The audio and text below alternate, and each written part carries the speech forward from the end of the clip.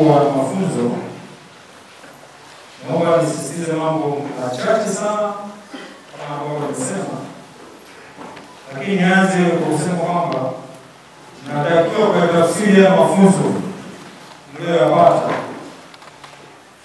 kwenye usimamizi wenu wa zoezi la kupiga kura, kuhesabu kura vituoni na kubandika matokeo ya uchaguzi kwa mujibu wa sheria, na endapo kuna changamoto zitajitokeza, unapaswa kuwasiliana na msimamizi msaidizi wa uchaguzi ngazi ya kata au jimbo ili kushughulikia changamoto hizo. Ndugu washiriki wa mafunzo, natumia nafasi hii kuwahimiza kuwa mnapaswa kutunza vifaa mtakavyokabidhiwa na kuvitumia ipasavyo. Ubandikaji wa mabango ya kituoni ni kwa mujibu wa sheria na kanuni zinazosimamia uchaguzi. Hivyo basi, ni wajibu wenu kuhakikisha mabango yanatakiwa kubandikwa kituoni yanabandikwa kwa usahihi ili kuepuka ukiukwaji wa masharti ya sheria na kanuni za uchaguzi. Kutokana na jukumu hili, kama nilivyosisitiza kwenye hotuba yangu ya ufunguzi, mtapaswa kufika katika vituo vya kupiga kura mapema iwezekanavyo kutegemeana na jiografia ya eneo husika. Sisi kama tume tunakuhakikishieni kuwasafirisha ninyi pamoja na vifaa husika kwa utaratibu mzuri na kwa wakati. Ndugu washiriki wa mafunzo, kabla ya kuanza mafunzo mliapa kiapo cha kutunza siri. Kiapo hiki kipo kwa mujibu wa kanuni ya 8 ya kanuni za uchaguzi wa rais, wa bunge na madiwani za mwaka 2025. Ukiukwaji wa kiapo hiki kwa kuanza kutoa taarifa za siri ambazo tume haikukupa maelekezo kuzitoa katika utekelezaji wa kazi zako, maana yake utakuwa unatenda kosa chini ya sheria na utawajibika kwa kosa hilo. Hivi sasa ndugu zangu, yapo makundi sogozi ya WhatsApp. Nadhani kila mmoja ni shahidi, na na imani kati yenu kila mmoja yupo kwenye kundi moja au jingine, si ndio? Kuwa na kundi sogozi na WhatsApp sio tatizo.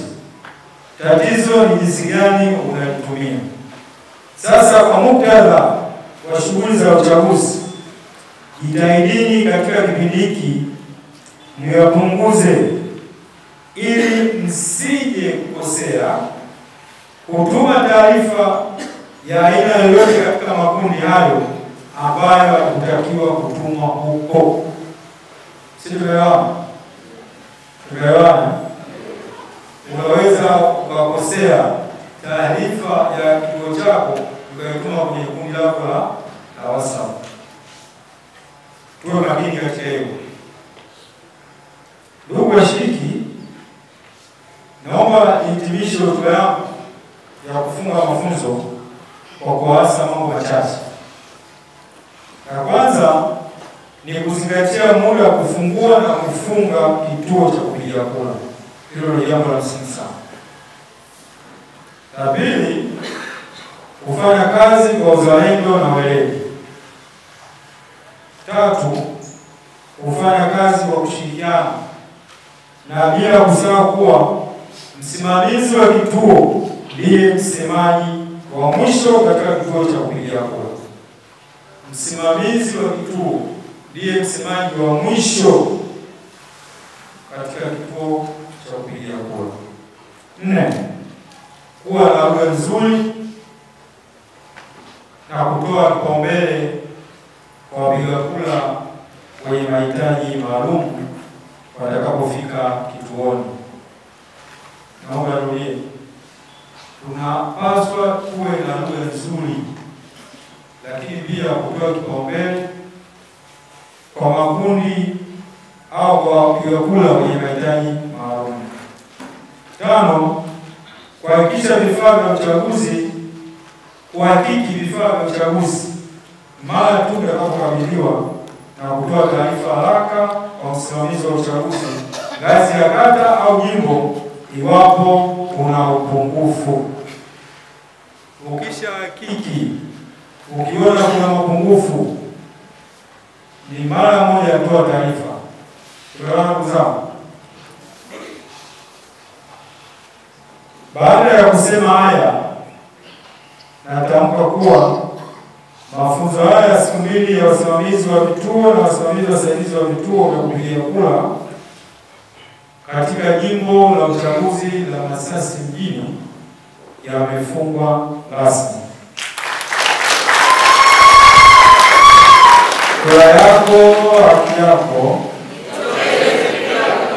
kura yako haki yako.